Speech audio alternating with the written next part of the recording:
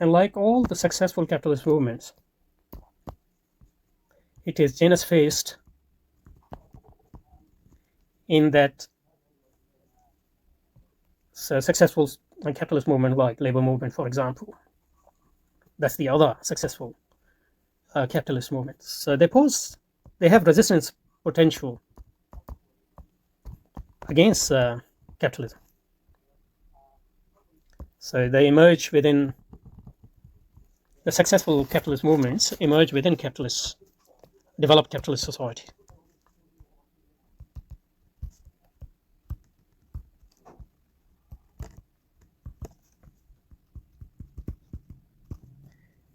And they are Janus-based in the sense that they have two aspects. The first, they have a resistance.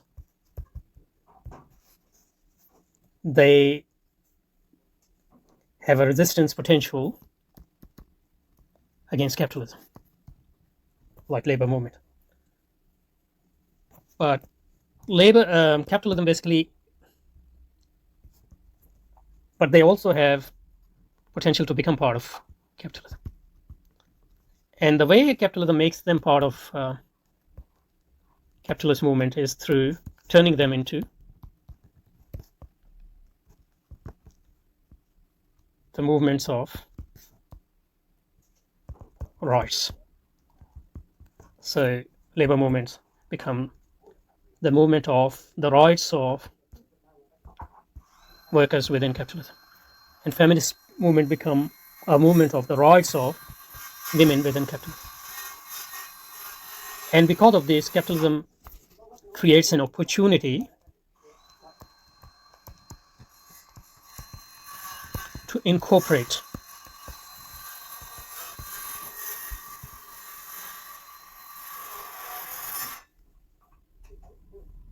such movements within capitalism. And capitalism does this through granting them rights. And through granting, when they become the movements of rights, then their resistance potential weakens, because capitalism can always incorporate such movements by giving them rights. So labor became part of capitalist system through instead of becoming a revolutionary movement which aims to overthrow capitalism, when labor movement became a movement for the rights of the workers, the capitalists were able to incorporate labor movement into capitalism by granting them rights. And as the capitalist grants the right, capitalism grants rights to these movements, their potential to their revolutionary potential weakens,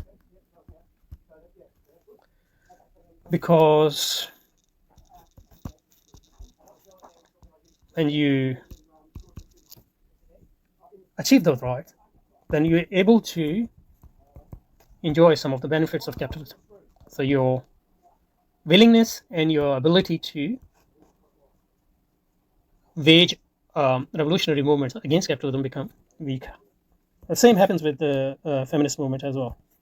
Feminist movement also have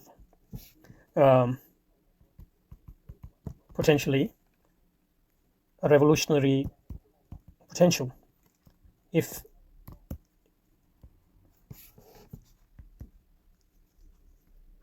it had a potential to wage a revolutionary struggle against capitalism.